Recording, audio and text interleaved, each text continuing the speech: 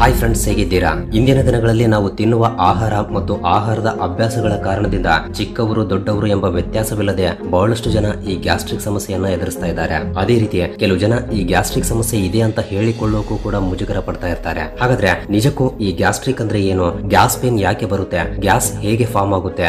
Gastric problem ಬರಬಾರದು ಅಂದ್ರೆ ಏನ್ ಮಾಡ್ಬೇಕು? ಒಂದು ವೇಳೆ ಗ್ಯಾಸ್ಟ್ರಿಕ್ ಪ್ರಾಬ್ಲಮ್ ಇದ್ರೆ ಹೇಗೆ ಕಡಿಮೆ ಮಾಡ್ಕೋಬೇಕು? ಎದೆ ಉರಿ ಯಾಕೆ ಬರುತ್ತೆ? ಈ ರೀತಿ ಗ್ಯಾಸ್ಟ್ರಿಕ್ ಪ್ರಾಬ್ಲಮ್ಗೆ ಸಂಬಂಧಿಸಿದ ಪೂರ್ತಿ ಮಾಹಿತಿಯನ್ನ ಇವತ್ತು ನಾವು ಈ ವಿಡಿಯೋದಿಂದ ತಿಳಿದುಕೊಳ್ಳೋಣ. ಅದೇ ರೀತಿ ನಮಗೆ ಬರುವ ಪೇನ್ ಗ್ಯಾಸ್ ಪೇನಾ ಅಥವಾ ಹೃದಯಕ್ಕೆ ಸಂಬಂಧಿಸಿದ ಪೇನಾ ಅಂತ ಹೇಗೆ ತಿಳಿದುಕೊಳ್ಳಬೇಕು ಅನ್ನೋದನ್ನು ಕೂಡ ನೋಡೋಣ. ಆದ್ರಿಂದ ವಿಡಿಯೋ ತುಂಬಾ ಇಂಟ್ರೆಸ್ಟಿಂಗ್ ಅಂಡ್ ಇನ್ಫಾರ್ಮೇಟಿವ್ ಆಗಿರುತ್ತೆ. ಮಿಸ್ ಮಾಡದ ಕೊನೆವರೆಗೂ ನೋಡಿ. ಹಾಗೆಯೇ ನಿಮ್ಮ ಸ್ನೇಹಿತರಲ್ಲಿ ಅಥವಾ ನಿಮ್ಮ ಸಂಬಂಧಿಕರಲ್ಲಿ ಯಾರಿಗಾದ್ರೂ ಈ ಗ್ಯಾಸ್ಟ್ರಿಕ್ ಸಮಸ್ಯೆ ಇದ್ರೆ ಅವರಿಗೂ ಕೂಡ ಈ ವಿಡಿಯೋವನ್ನು ಶೇರ್ ಮಾಡಿ. ಸೊ ಲೇಟ್ ಮಾಡದೆ let's get it to the video.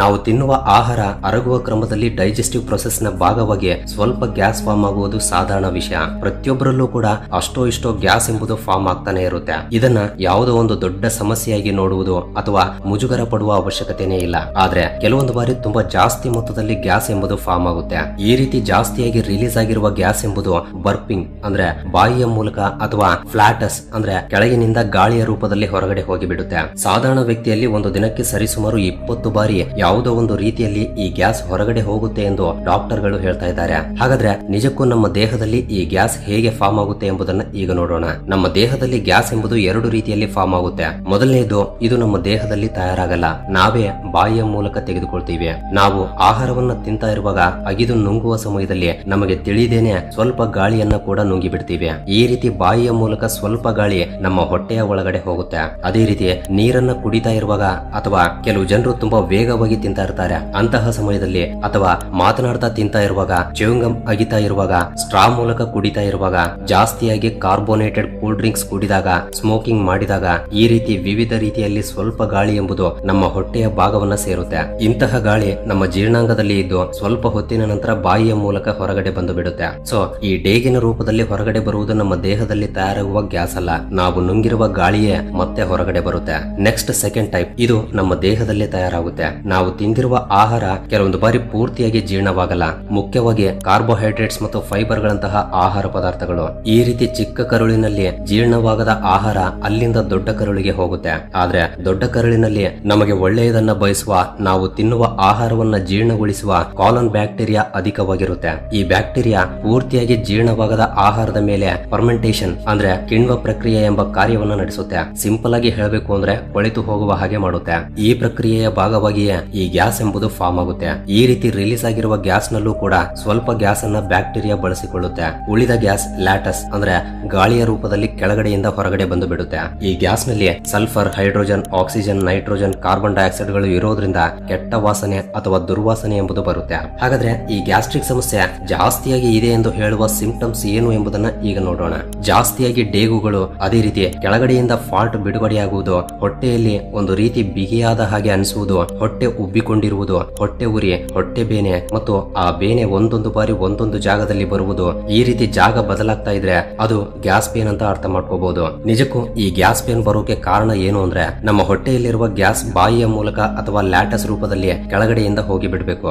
ಈ ರೀತಿ ಅಲ್ಲದೆ ಈ ಗ್ಯಾಸ್ ಎಂಬುದು ಜೀರ್ಣಾಂಗ ವ್ಯವಸ್ಥೆಯಲ್ಲಿ ಯಾವುದಾದ್ರೂ ಒಂದು ಜಾಗದಲ್ಲಿ ಸಿಕ್ಕಾಕೊಂಡಾಗ ಈ ಪೇನ್ ಎಂಬುದು ಬರುತ್ತೆ. ಸೊ ಈಗ ಈ ಗ್ಯಾಸ್ ಪ್ರಾಬ್ಲಮ್ ಬರೋಕೆ ಕಾರಣಗಳೇನು ಎಂಬುದನ್ನು ತಿಳಿದುಕೊಳ್ಳೋಣ. ನಾವು ಸ್ಟಾರ್ಟಿಂಗ್ ಅಲ್ಲಿ ಹೇಳಿರುವ ಹಾಗೆ ಮಾತನಾಡ್ತಾ ಇರುವಾಗ ಆಹಾರವನ್ನ ಸೇವಿಸುವುದು ಅಥವಾ ಸರಿಯಾಗಿ ಅಗಿಯದೆ ವೇಗವಾಗಿ ತಿನ್ನುವುದು, ಸೋಡಗಳು, ಕೂಲ್ ಡ್ರಿಂಕ್ ಗಳಂತಹ ಕಾರ್ಬೋನೇಟೆಡ್ ಬೇವರೇಜಸ್ ಗಳನ್ನ ಜಾಸ್ತಿಯಾಗಿ ಸೇವಿಸುವುದು, ಸ್ಟ್ರಾ ನಿಂದ ಕುಡಿಯೋದು, ಒಂದೇ ಸಲ ಜಾಸ್ತಿ ಆಹಾರವನ್ನ ಸೇವಿಸುವುದು, ಪ್ರತಿದಿನ ಸರಿಯಾದ ಸಮಯಕ್ಕೆ ತಿನ್ನದೇ ಇರುವುದು, ಜಾಸ್ತಿ ಹುಳಿಯಾಗಿರುವ ಪದಾರ್ಥವನ್ನ ತಿನ್ನುವುದು ಮತ್ತು ಸ್ಪೈಸಿ ಆಗಿರುವ ಮಸಾಲೆ ಪದಾರ್ಥಗಳನ್ನ ತಿನ್ನುವುದು, ನಾನ್ ವೆಜ್ ಅನ್ನ ಜಾಸ್ತಿಯಾಗಿ ತಿನ್ನುವುದು, ಇವುಗಳ ಜೊತೆಗೆ ಕೆಲವು ರೀತಿಯ ಬೇಳೆಕಾಳುಗಳು, ಪೀಸ್, ಕಾಲಿಫ್ಲವರ್, ಮೊಳಕೆ ಕಾಳುಗಳಂತಹ ಬೀಜಗಳನ್ನ ಜಾಸ್ತಿಯಾಗಿ ತಿನ್ನುವುದು, ಪ್ರತಿದಿನ ಸರಿಯಾದ ಮೋಷನ್ಗೆ ಹೋಗದೇ ಇರುವುದು ಇವೆಲ್ಲವೂ ಕೂಡ ಗ್ಯಾಸ್ ಪ್ರಾಬ್ಲಮ್ ಬರೋಕೆ ಕಾರಣಗಳು. ಒಂದು ವೇಳೆ ನಮ್ಮ ಕರುಳಿನಲ್ಲಿ ಇರಬೇಕಾದ ಬ್ಯಾಕ್ಟೀರಿಯಾಗಿಂತ ಜಾಸ್ತಿ ಬ್ಯಾಕ್ಟೀರಿಯಾ ಇದ್ರೂ ಕೂಡ ಜಾಸ್ತಿ ಗ್ಯಾಸ್ ಪ್ರೊಡ್ಯೂಸ್ ಆಗುತ್ತೆ. ಆದ್ರೆ ಬಹಳಷ್ಟು ಜನರಿಗೆ ಗ್ಯಾಸ್ ಪೇನ್ ಜೊತೆಗೆ ಕೆಲವೊಂದು ಬಾರಿ ಹೊಟ್ಟೆ, ಎದೆ ಮತ್ತು ಹೃದಯದಲ್ಲಿ ಉರಿ ಅನ್ಸುತ್ತೆ. ಇದಕ್ಕೆ ಕಾರಣ ಏನು ಅಂದ್ರೆ ನಾವು ತಿನ್ನುವ ಆಹಾರ ಈಸೋಫೇಗಸ್ ಅಂದ್ರೆ ಆಹಾರ ನಾಳದ ಮೂಲಕ ಜೀರ್ಣಾಂಗಕ್ಕೆ ಹೋಗುತ್ತೆ. ಈ ಆಹಾರ ನಾಳದ ಕೆಳಗಡೆ ಕೊನೆಯಲ್ಲಿ ಒಂದು ವಾಲ್ವ್ ನಂತಹ ಮಜಲ್ ಇರುತ್ತೆ. ನಾವು ಯಾವುದಾದ್ರೂ ಆಹಾರವನ್ನ ಸೇವಿಸಿದಾಗ ಈ ವಾಲ್ವ್ ತೆರೆದುಕೊಂಡು ಆಹಾರ ಜೀರ್ಣಾಂಗದ ಒಳಗಡೆ ಹೋಗುವ ಹಾಗೆ ಮಾಡುತ್ತೆ. ಮತ್ತೆ ಜೀರ್ಣಾಂಗದಲ್ಲಿರುವ ಆಹಾರ ಮೇಲೆ ಹೋಗದ ಹಾಗೆ ತಕ್ಷಣವೇ ಗಟ್ಟಿಯಾಗಿ ಮುಚ್ಚಿಕೊಳ್ಳುತ್ತೆ. ಸಿಂಪಲ್ ಆಗಿ ಹೇಳಬೇಕು ಅಂದ್ರೆ ಇದು ಒನ್ ವೇ ವಾಲ್ ಅಂತ ಹೇಳ್ಬೋದು. ಸೊ ನಮ್ಮ ಹೊಟ್ಟೆಯಲ್ಲಿ ನಾವು ತಿಂದಿರುವ ಆಹಾರವನ್ನ ಅರಗಿಸುವುದಕ್ಕೆ ತುಂಬಾ ಪವರ್ಫುಲ್ ಆಸಿಡ್ ಇರುತ್ತೆ.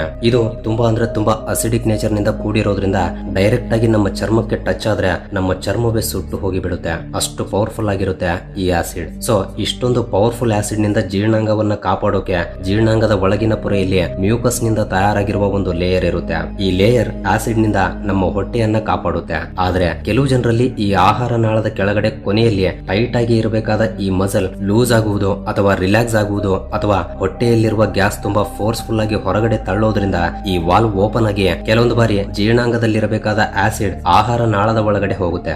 ಆದ್ರೆ ಈ ಆಹಾರ ನಾಳದಲ್ಲಿ ಇಂತಹ ಆಸಿಡ್ ನಿಂದ ಪ್ರೊಟೆಕ್ಟ್ ಮಾಡೋಕೆ ಮ್ಯೂಕಸ್ ಲೇಯರ್ ಇರಲ್ಲ.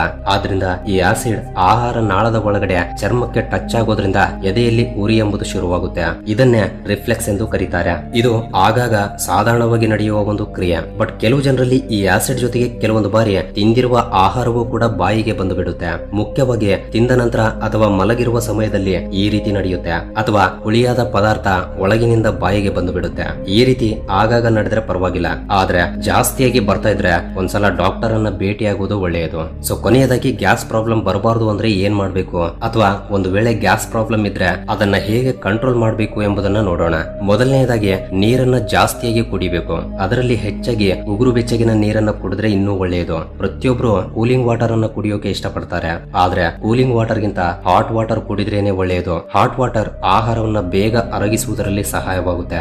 ಅದೇ ರೀತಿ ಕರುಳಿನ ಆರೋಗ್ಯವನ್ನ ಗುಣಪಡಿಸುತ್ತೆ. ಇದರಿಂದ ಮೋಷನ್ ಪ್ರಾಬ್ಲಮ್ ಕೂಡ ಕಡಿಮೆ ಆಗುತ್ತೆ. ಅಷ್ಟೇ ಅಲ್ಲ, ದೇಹದಲ್ಲಿರುವ ಟಾಕ್ಸಿನ್ ಗಳನ್ನ ಕೂಡ ಕ್ಲೀನ್ ಮಾಡುತ್ತೆ.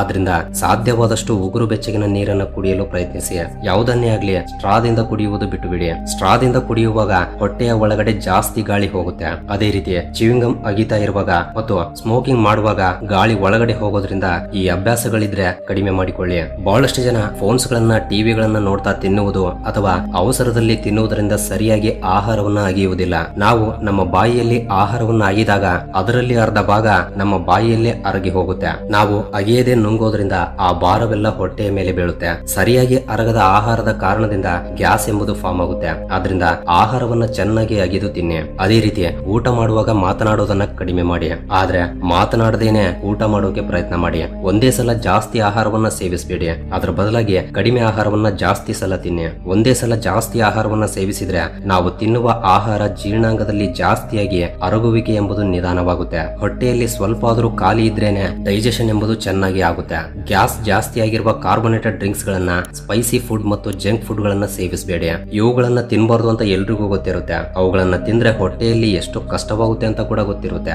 ಆದ್ರೂ ಕೂಡ ನಾಲಿಗೆಯನ್ನ ಕಂಟ್ರೋಲ್ ನಲ್ಲಿ ಇಟ್ಕೊಳ್ಳದೆ ತಿಂದು ಬಿಡ್ತೀವಿ. ಆದ್ರಿಂದ ಗ್ಯಾಸ್ ಪ್ರಾಬ್ಲಮ್ ಇದ್ದವರು ಇವುಗಳಿಗೆ ದೂರ ಇರುವುದು ಒಳ್ಳೆಯದು. ಗ್ಯಾಸ್ ಅನ್ನ ಜಾಸ್ತಿಯಾಗಿ ಪ್ರೊಡ್ಯೂಸ್ ಮಾಡುವಂತಹ ಬ್ರೋಕೋಲಿ, ಕಾಲಿಫ್ಲವರ್, ಕ್ಯಾಬೇಜ್ ಗಳಂತಹ ಆಹಾರ ಪದಾರ್ಥಗಳನ್ನ ಕಡಿಮೆ ಮಾಡಬೇಕು. ಬೀನ್ಸ್, ಈರುಳ್ಳಿ, ಬೆಳ್ಳುಳ್ಳಿ, ಬ್ರೆಡ್ ಗಳಂತಹ ಪದಾರ್ಥಗಳಿಂದಲೂ ಕೂಡ ಗ್ಯಾಸ್ ಜಾಸ್ತಿಯಾಗಿ ಪ್ರೊಡ್ಯೂಸ್ ಆಗುತ್ತೆ. ಇವುಗಳನ್ನ ಪೂರ್ತಿಯಾಗಿ ಬಿಡದೇ ಇದ್ರೂ ಕಡಿಮೆ ಸೇವಿಸಿದ್ರೆ ಒಳ್ಳೆಯದು. ವಾಕಿಂಗ್ ಮಾಡುವುದು, ಯೋಗ ಮಾಡುವುದು ಮತ್ತು ವರ್ಕೌಟ್ ಗಳಂತಹ ಆಕ್ಟಿವಿಟಿಗಳನ್ನ ಮಾಡಬೇಕು. ದೇಹಕ್ಕೆ ಫಿಸಿಕಲ್ ಆಕ್ಟಿವಿಟಿ ಇದ್ರೆ ದೇಹದಲ್ಲಿ ಸ್ಟಕ್ ಆಗಿರುವ ಗ್ಯಾಸ್ ಮೂವ್ ಆಗಿ ಹೊರಗಡೆ ಹೋಗೋಕೆ ಸಹಾಯವಾಗುತ್ತೆ. ಒಂದು ವೇಳೆ ಗ್ಯಾಸ್ ಪೇನ್ ಬರ್ತಾ ಇದ್ರೆ ಪೇನ್ ಬರ್ತಾ ಇರುವ ಜಾಗದಲ್ಲಿ ನಿಧಾನವಾಗಿ ಮಸಾಜ್ ಮಾಡ್ಕೊಳ್ಳಿ. ಇದರಿಂದ ಒಳಗಡೆ ಇರುವ ಕರುಳಿನ ಮೇಲೆ ಪ್ರೆಷರ್ ಬಿದ್ದು ಮೂವ್ಮೆಂಟ್ ಶುರುವಾಗಿ ಗ್ಯಾಸ್ ಪೇನ್ ಕಡಿಮೆ ಆಗುತ್ತೆ. ಈ ಗ್ಯಾಸ್ ಪೇನ್ ಬಗ್ಗೆ ಭಯಪಡುವ ಅವಶ್ಯಕತೆ ಇಲ್ಲ.